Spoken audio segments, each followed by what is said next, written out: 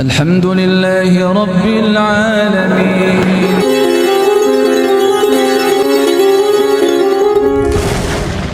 Sholat yang seperti apa yang bisa menghasilkan penghapusan dosa dan pengangkatan 1 derajat sehingga nanti bisa masuk surga Firdaus bersama Nabi?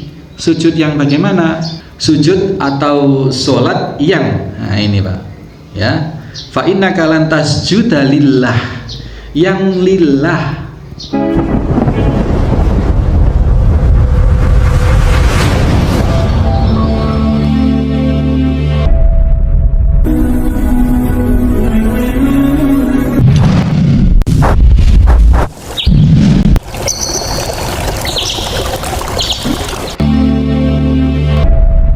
Bismillahirrahmanirrahim. Assalamualaikum warahmatullahi wabarakatuh.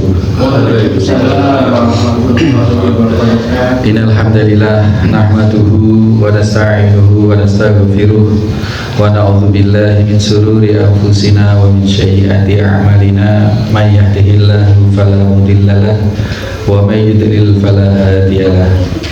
Asyhadu an la ilaha illallah wahdahu la syarikalah. Asyhadu anna Muhammadan abduhu wa rasuluhu wa ba'd. Bapak-bapak, ibu-ibu, jamaah sholat subuh di Aula Yatim Center Al-Firas ataupun segenap Anda mustami dimanapun berada saat ini, rahimani wa rahimakumullah. Maka ketika kita rafa'a darajatan, diangkat 1 derajat oleh Allah, ini bermakna yang sangat besar sekali. Nah, padahal kita sujud itu ya tentu tidak hanya sujud. Ya, sujud kalau dalam makna sholat itu ya ada rukuknya, ada i'tidalnya, dan makna sujud yang dimaksud memang makna adalah sholat. Itu. Ada juga sujud di luar sholat, misalnya sujud tilawah. Ketika kita mendengar atau membaca ayat-ayat sajadah, yang kalau di dalam Al-Quran ada tanda itu, tanda sajadah itu ayat sajadah namanya.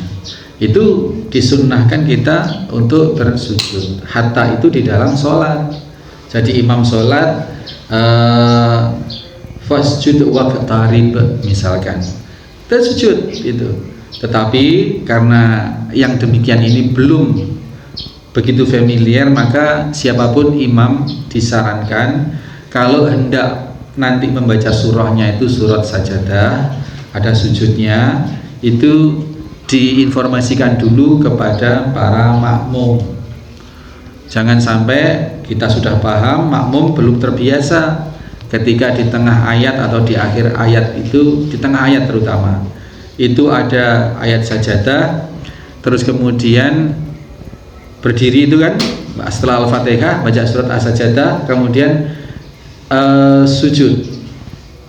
sujudnya itu dibarengi dengan kalimat takbir meskipun kita sedang ngaji gitu ya, sedang ngaji, terus kemudian ketemu surat As-Sajdah, taruh dulu Qur'annya, kemudian kita menghadap kiblat, langsung dalam posisi tidak usah berdiri dulu, dari duduk itu bisa langsung bersujud Allahu Akbar, baca bacaan sujud apa saja, boleh subhanallah subhana rabbil a'la wa bihamdi, boleh subhanaka Allahumma wa bihamdika rabbana, gimana itu, subhanaka Allahumma rabbana wa bihamdika Allahumma firli, boleh seperti itu, boleh 1 kali, boleh 3 kali bacaannya. Lalu selesai sujud juga mengucapkan Allahu Akbar, selesai.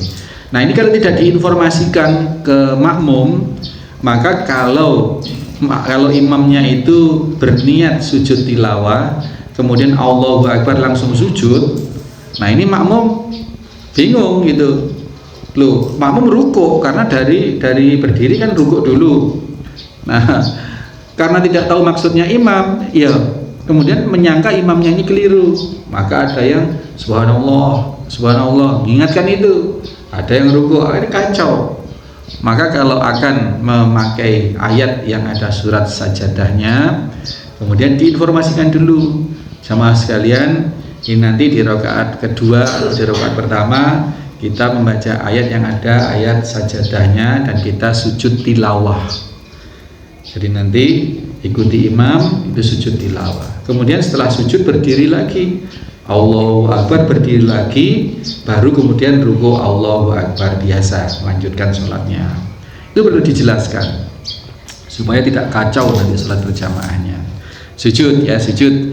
Jadi itu adalah kenapa Rasul menyarankan kasrotas sujud kalau ingin memperoleh derajat atau ingin menemani Nabi di surga, mendapat surga Firdaus. Maknanya adalah fawaidnya di antara hadis ini adalah dengan memperbanyak sujud atau kebersamaan dengan Nabi SAW di surga Firdaus itu adalah bisa dicapai dengan diantaranya dengan ikhtiar kita memperbanyak sujud. Tapi sujud yang bagaimana? Sujud di sini dikatakan kenapa? Karena apa bisa menemani Rasul? Karena apa? Karena setiap sujud kata Rasulullah SAW diberi kenaikan peringkat atau kenaikan derajat sekaligus dihapus dosanya. Masya Allah Pak. Itu ya. Tetapi sujud yang seperti apa? Sholat yang seperti apa yang bisa menghasilkan penghapusan dosa dan pengangkatan satu derajat sehingga nanti bisa masuk surga Firdaus bersama Nabi? Sujud yang bagaimana? Nah ini yang perlu kita tekankan betul untuk kita semua. Ternyata tidak sembarang sholat atau tidak sembarang sujud, tetapi sujud atau sholat yang, nah ini Pak ya, fa innaka lan tasjuda lillah, yang lillah. Kalau Rasul sebutkan yasjuda lillah, di sini tasjuda lillah ya, berarti ada tasjuda yang ghairulillah, yang tidak karena Allah. Jadi orang sholat, orang sujud, orang beramal soleh itu ternyata ada dua. Ternyata ada dua. Ada yang murni karena Allah lillah, ada yang tidak murni. Ada yang semata karena selain Allah, atau ada yang karena Allah tetapi campur dengan karena selain Allah. Nah inilah sujud atau sholat yang bisa menghasilkan pahala, bisa menghasilkan peningkatan derajat setiap sujudnya dan penghapusan dosa, adalah sholat yang lillah. Yang lillah itu yang bagaimana? Yang dua. Pertama harus ikhlas. Ikhlas, membersihkan dari niat-niat yang selain untuk Allah Subhanahu wa ta'ala. Yang kedua harus mutaba'ah, mengikuti caranya Rasulullah Shallallahu Alaihi Wasallam di dalam hal niatnya itu atau kaifiyahnya. Jadi dalam niatnya harus cetok, ini sholat untuk apa dan untuk siapa. Sholat untuk apa sholatnya? Misalkan jam 7 malam sudah isya Pak. Ini orang sholat 2 rakaat. Nah ini untuk apa sholatnya? Untuk melaksanakan sholat rawatib 2 rakaat ba'diyatal isya. Di saat yang sama, di menit yang sama ada orang sholat juga 2 rakaat setelah sholat isya itu. Sholat apa? Dia meniatkan sholat yang lain. Misalkan sholat witir 2 rakaat disambung lagi 1 rakaat jadi 3 rakaat. 3 rakaat sekaligus karena tidak ada witir itu genap ya, atau sholat hajat atau sholat apa. Nah yang membedakan seseorang dalam amaliyah yang sama-sama sholat jam 8 pagi misalnya di masjid, orang masuk musola alimah jam 8 pagi, 2 orang masuk dua-duanya sendiri-sendiri. Nah ini bisa sangat jauh beda berdasarkan niat masing-masing. Satu niatnya sholat duha, yang satu niatnya sholat syukur wudhu misalkan, atau yang satu niatnya sholat syukur wudhu atau niat sholat duha jam 8 itu, satunya niat sholat subuh. Bagaimana Ustaz jam 8 sholat subuh? Enggak apa-apa. Misalkan Pak Haji Rebo taketas, misalkan ini orang yang dekat masjid, atau Mas Doni atau Mas atau siapalah yang dekat musola, taketas belum subuh, nggak dengar subuh sama sekali, begitu melilir sudah jam 8, padahal inginnya sholat subuh berjamaah begitu. Maka Beliau ini keluar dari rumah, wudhu, kemudian keluar dari rumah menuju tempat sholat musola, niat sholat berjamaah subuh. Tapi di situ tidak ada orang, ini tetap dinilai berjamaah subuh. Ini istimewanya Bapak Ibu sekalian. Tetap dinilai berjamaah subuh meskipun dia sendirian jam 8 pagi. Tapi benar-benar ketika subuh belum melilir. Beda kalau sudah dengar adzan kemudian telu tak turu sebentar atau gos dhisik kemudian kesiret, ini beda. Kalau itu sudah hilang, sudah ditotol ayam, kesempatannya sudah berdosa itu. Nah, itu jadi yang membedakan dengan amalia itu adalah niat. Untuk apa dia melakukan itu? Seperti halnya kita taklim seperti ini, Pak. Untuk apa kita taklim dan untuk siapa kita taklim? Untuk siapa kita sholat? Maka disitulah ada kata-kata tasjuda lillah. Yang sujud yang memang hanya karena Allah Subhanahu wa taala. Itu. Karena ingin mendapatkan keridhaan atau pahala atau reward dari Allah Subhanahu wa taala. Ini sangat penting karena berapa banyak amal ya, berapa banyak amal yang dianggap baik dan banyak tetapi tidak mendapatkan apa-apa di sisi Allah. Man amila amalan laisa lahu amruna fahuwa raddun. Barang siapa yang melaksanakan satu amalan yang tidak ada perintahnya dari kami, kata Nabi sallallahu alaihi wasallam, maka dia sia-sia, percuma. Maka disinilah butuh lillah itu butuh apa? Butuh niat, keikhlasan, dan butuh mutabaah. Ya, butuh mutabaah atau butuh tuntunan dari Rasul Shallallahu Alaihi Wasallam agar benar-benar mendapatkan nilai di sisi Allah, agar sujud kita, sholat kita, amaliyah kita itu mendapatkan efek reward, mendapatkan pengakuan benar dari Allah Subhanahu wa taala. Syaratnya apa? Niatnya diluruskan, untuk apa dan untuk siapanya, kemudian tata caranya sesuai dengan yang Rasul Shallallahu Alaihi Wasallam tuntunkan. Ya, berbondong-bondong ke masjid agung misalkan dengan berpakaian putih-putih jam sekian, jam 9 pagi, jam 8 pagi untuk sholat, rame-rame sholat. Nah, sholatnya ini untuk apa? Diniatkan untuk sholat apa, kemudian bagaimana tata caranya. Oh, kita niatnya ingin memperoleh keridhaan Allah, sudah betul niatnya.